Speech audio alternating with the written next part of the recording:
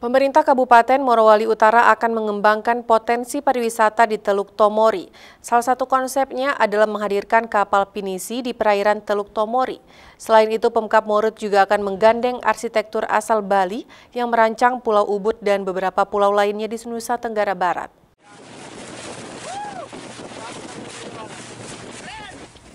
Inilah Teluk Tomori yang berada di Kabupaten Morowali Utara, Sulawesi Tengah.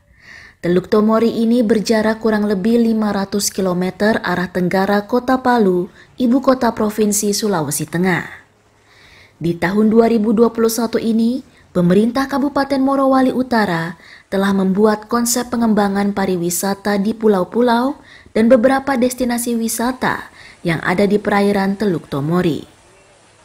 Bupati Morowali Utara Delis Julkarson mengatakan, untuk mengembangkan sejumlah potensi wisata, Pemkab telah bekerja sama dengan arsitek asal Bali yang mendesain Pulau Ubud Bali dan sejumlah pulau lainnya yang ada di Nusa Tenggara Barat.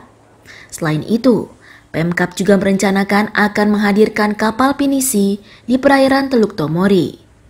Kapal ini nantinya sebagai fasilitas hiburan.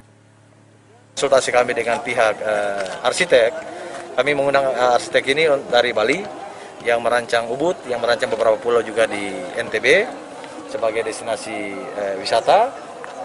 Mereka akan mencoba mengembangkan juga spot-spot destinasi lain yang memungkinkan menurut mereka bisa kita kembangkan. Termasuk ide besar kita adalah adanya juga kapal pinisi, nantinya sebagaimana di Labuan Bajo untuk paket meeting di atas laut, karena kita tahu bahwa kelebihan dari Teluk Tomori ini tidak ada ombaknya.